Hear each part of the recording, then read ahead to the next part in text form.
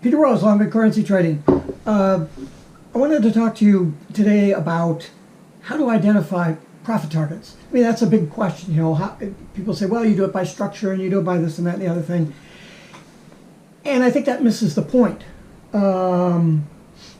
Because anybody who talks like that strictly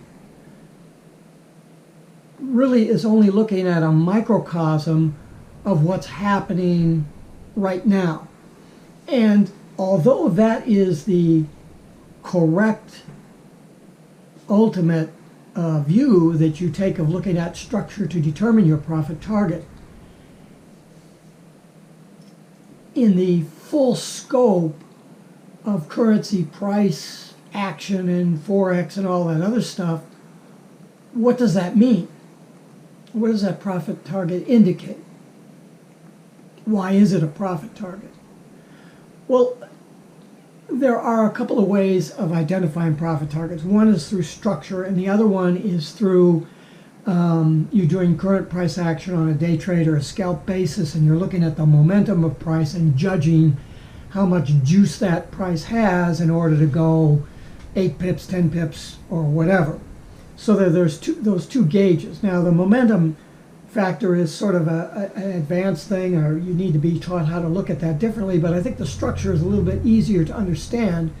And in fact, the momentum of price is identified, or not identified, but displayed by the candle size in relationship to the ATR. When the candle size starts to become greater than the ATR, it indicates increased momentum, and if all the bars are moving in a certain direction, then that is a directed increase in price. So you have momentum, which is a mass times a velocity, and a velocity is a vector which has a magnitude and a direction. Okay, so it's a little more complicated, but in discussing that. But ultimately, what is that increased momentum or the volatility, whatever you want to call it, what's that in response to? It's response to orders. The velocity of price will increase as the order level increases, and the candle price will decrease in size as orders dry up and the spread between the open and close of the candle shrinks in size. So it's based on order flow. Ah, that's interesting. So now you look at your chart and you're looking for congestions of overflow. If you're trading if you're a day trader and you're trading on a 5-minute chart, you may be looking at the the daily chart for where these congestion points go for. If you're a scalper, you might be looking down at the 15-minute chart for where price is and where orders are being fulfilled. You know, orders just don't get fulfilled at the extreme boundaries of the daily chart. Let's say the daily chart has an ATR of 100 pips, and you're seeing that you have congestion at 1.300. You know, those prices are being or the orders are being fulfilled, and prices indicating that by congesting in that 1.3 thousand range. And it could be within 20 pips of 10 pips of either side of that level as orders are being absorbed in that range. And so that's one way of looking at order flow and congestion. But again, I think although that's what you would use, if you don't look at the macro view of price action and what those boundaries are, how are you so sure that that daily chart line that you drew out over the last, I don't know, 100 days or whatever your chart is going to display from a candle size standpoint, 100 days is a lot of days, you know, that's the third of the year. Are you getting valid boundary conditions at that point? Well, what I did, and what I show students at times, is a weekly chart. And let's squeeze it down to everything that the chart program has to show you, squeeze it all up, so you can see how far it moved. Now I'm going to throw up a image that I just took of the pound-dollar chart as of the end of October 2021. So here's the chart. So you can see that I've divided the chart into 3 vertical slices and 3, well, really it's only 2 of those mid-horizontal slices. So if you look at the top horizontal line and the bottom horizontal line, they're separated by the 2 vertical lines, actually the 3 vertical lines, into 2 major segments of time. One which is above the middle horizontal line and a section that's below the middle horizontal line. So to give you a sense, the chart itself goes from a high of around 2.1024 to a low of 1.1854. I mean, it could be 30 or 40 pips on either side. I'm just throwing lines up there. Just get the idea. And the high of 2.1024 was around August 30th of 2006, so that's way back to the left of that first red line. And the low of 1.1854 was October 30th of 2000. Well, it wasn't, the low wasn't 2021, but that's as far back as as far forward as the chart can go, because that's when I took the picture. So the highest that price got between August 30th of 2006 was 2.1024. It wasn't that August 30th saw a price of 2.1024. It's just that within the boundaries of that chart, from August 30th, 2006 to October 30th, 2021, price went from a high of 2.1024 to a low of 1.1854. And why is that important, Peter? Well, because that's a 9,000 pip spread. So if you had traded at the absolute high of 2.1024, one full lot at 10 bucks a pip, and got out at the absolute bottom when it bottomed at 1.1854, you would have made $91,700. A lot of opportunity in that from 2006 to 2021. Now, if you look at the first section where the price is oscillating above the middle horizontal red line, between the middle and the top red line, and between the far left red vertical bar and the next right vertical bar, you can see prices are oscillating, and those prices are oscillating between 1.6837 and 1.4563. And those prices took place between around June 30th of 2009 and June 30th of 2016. So about 7 years. And that was a spread of 2,274 pips. So there was $20,000 to be made if you caught the top and sold at the bottom. So that's a 20,000 spread.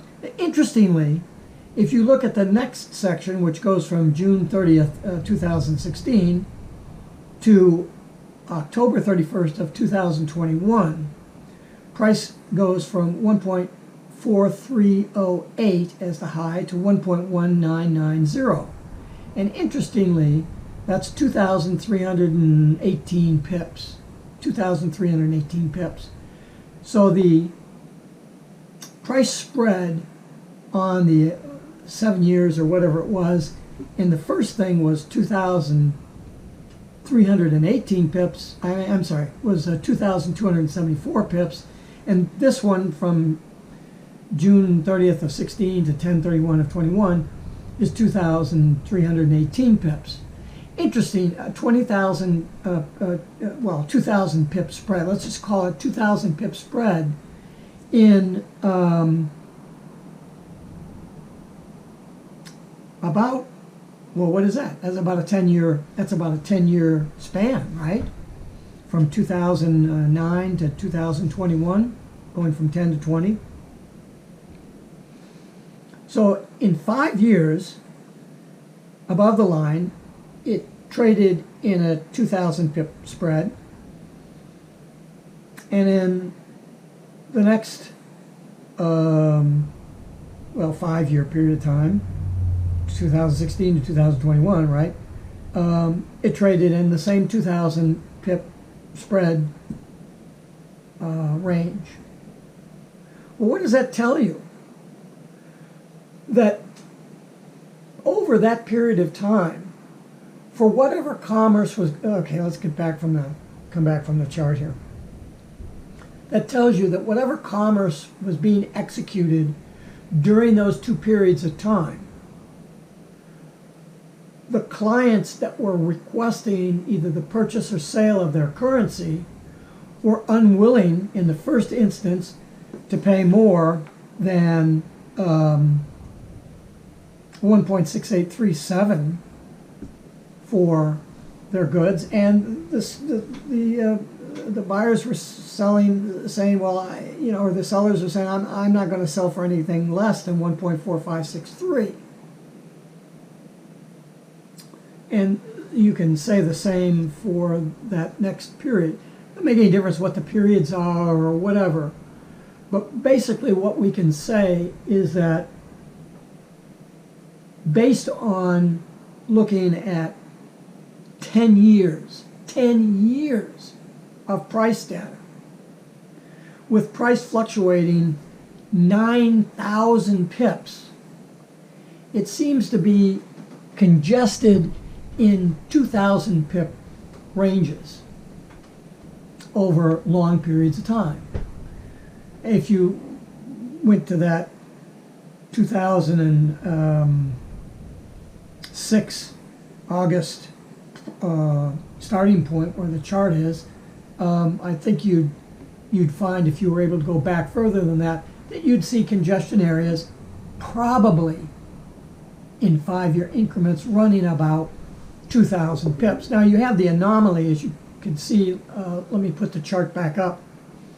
If you look at that period to the far left of the chart, you'll see that huge drop that goes, it's going from, say, 2,000 or 2.000 down to 1.35 it is. So, I don't know what that is, 3.5. It's a lot, pips, okay? Well, what you have to ask yourself, what happened in that period? Let's come back off the chart. What happened in that period? Could have been the Brexit thing that occurred during that period. Again, this is a pound-dollar chart. I don't know exactly when that. Well, let me look at it here. When that was. When did Brexit start collapsing? That was August 2008. I don't remember what it was. It doesn't matter. Some disaster happened and the fucker dropped big time. Well, that's an anomaly. You see large price moves here on a couple of those runs in the boundary lines. Price ran 2,000 pips from the bottom to the top. In fact, in both of those segments, there were, let me see, in the top segment, it ran from top to bottom or bottom to top. It went 1, 2, 3, 4, 5 times. You had a 2,000 pip run. And in the second part of that chart, there was 1, 2, 3, 4 basic runs. So about the same. So now you can start to develop some statistics. Where are you in the next 5-period cycle? Where's price in relationship to that 2,000 pip boundary? Do you have a boundary that's moving toward one of those 2,000 pip ranges? What's the probability that at some point price may go to those other boundaries? And you're sitting there, let's say, looking at a micro shot of that chart, and you're seeing a daily level, like let's say it's a resistance level, you could call it a resistance level, at 1.3000, right? But if you blow out to the 2000, to the larger weekly chart, where you're looking at these 2000 boundary lines, you're looking at a profit target that's you're calculating to be 1.300000. But the absolute max top boundary line for that 2000 range, 2000 pip range, is a 1.3125. Are you going to want to think that your price has a high probability of getting 20 or 30 pips? Or maybe you should start thinking that price is going to have a major swing point. So even though and I've said this a lot of times, even though you're trading down on a 5-minute chart, you don't really give a shit about what's going on in the world or anything that's happening, because it's all just noise, and you're basing your trade decisions on what's happening right now. And maybe if you're on you're a day trader, you may want to know what happened in the last 7 days, because you're only trading for 10 or 20 pips a day, right? And so, because you can make a shithouse full of money on 10 pips, right? I mean, look, if you trade if you're trading a 10 lot, it's $100 a pip, so that's $1,000 a day. You're doing pretty good if you do that a couple of 3 days a week, right? So even though you're saying, well, I'm only looking to grab that 10 pips, and my profit target is 1.3000, and I'm 20 pips below that, so I'm pretty sure that it would go up and hit that 20 pip that 10 pip profit target, because it's 10 pips below my own profit target. But what you're not seeing is that profit target is only a small amount below what could be an impenetrable roof, and you may be sitting at a swing point. And boys and girls, you know what happens at a swing point? Price just drops like shit through a goose. Or if you're at the bottom swing, it's gonna rise like a Polaris submarine missile. It really is. So you have to be very, very careful about being dogmatic about your pricing targets. In the long picture of things, you view this stuff and say, oh, maybe we're approaching this major swing point. I don't know how valid looking at the minor swing points are, because you're really not picking up true order sentiment, right? A big bank institutional trader may have a $2 or $3 billion order. I don't know how long it takes for those guys to dribble out an order that size, but they're not going to drop it in the market as today's on sale price, because they're just going to chew themselves up. They're going to have to distribute that out over a period of days, or maybe even a period of weeks if it's a really large order. And if it's a really, really large order, then that means one company's doing really, really well, that they want to transact business, because they know they buy stuff, they're going to be able to sell it. So a lot of other businesses are going to feel the same way. So there's going to be this tremendous amount of activity, but they're only going to be willing to pay certain prices for it, and people are only willing to sell at a certain price. So you really have to be cognizant of where the long-term economic pressure rests versus where that pressure may start to change. For example, when the Brexit happened, the price was way above. I mean, price was at 2.10, and that's all. That only went back as far as 2000 and what did I say it was 2006? Yeah, 2006. How high might price have been in 1999? I don't know. I don't have a monthly chart on my. I don't have a monthly selection on the chart package that I have, so I can't look back that far. I'm going to look back on a weekly basis. But that would be interesting to look at that because at some point, as the health of one country returns to where it was and the other one goes the other way, that price could very well go from where it is today at where are we at today? 1.3582 or something like that. Could very well go up to 2 or 3, really strengthening the pound. Or, I don't know what went on before, but price could have been at 0.895 for the pound dollar, and we could be headed there. So be very careful when you're setting out dogmatic rules about swing points or projected profit targets or whatever, based on what you're seeing in front of you with a 14-period ATR over the last 14 days or the last 14 weeks.